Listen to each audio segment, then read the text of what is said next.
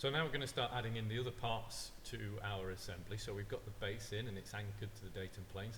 Now we're not going to be using the datum planes again just yet, so I'm going to turn those off, just makes the view a little bit clearer, and then I'm going to click on the refit button just to make it a little bit larger so I can see it more clearly. So we click on assemble again, and then we need to go into that assembly parts folder and start finding all the separate parts of our assembly that we're going to put together. So the next thing I'm going to add is the boiler of my toy train. So as you can see again, we've got this slightly pinkish purple colour part. That means it's not constrained at the moment. So I'm going to left click again just to temporarily drop it in space, and then I'm going to just move it around by middle clicking so I can see the underside face of this boiler. And if I hover over it until it highlights green and then left click, so that's picked up the bottom face of the boiler. And then if I hover over the top face of my base and left click, and it's now constrained it, but with a distance constraint, so we're going to change that to a coincident, and as you can see it then brings it down on top of it.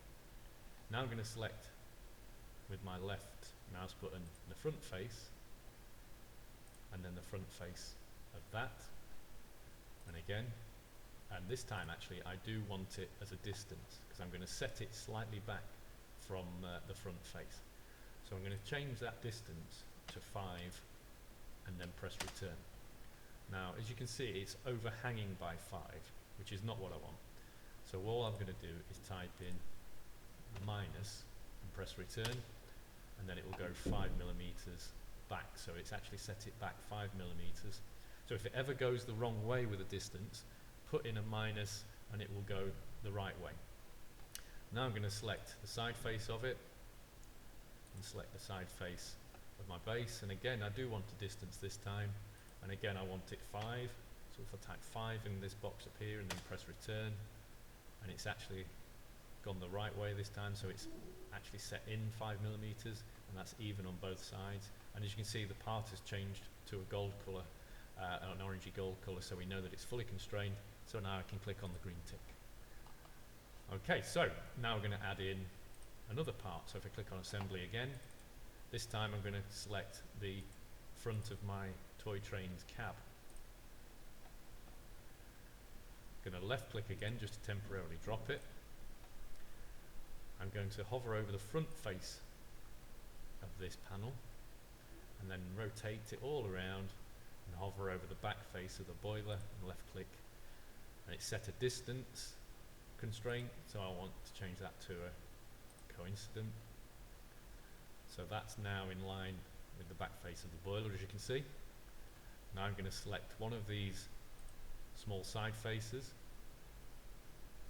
and the side face of the boiler, and again I want that to be coincident. So there's just one final constraint to add to this. You will find with most parts they require 3 constraints in order to get them in position. So now I'm going to select the underside face, and to move in and out quickly like that I use the roller, and then I'm going to rotate it so I can see the top of the base again and change that to a coincident, so those two coincide. So we've got the front of the cab of the train now. And I'm going to add the side of my cab. So again, left click to drop it. I'm going to first of all take the bottom face and the top face and change that to a coincident. And then I'm going to take the front face here and the front face of that panel and change that to a coincident. And then one final constraint, the side face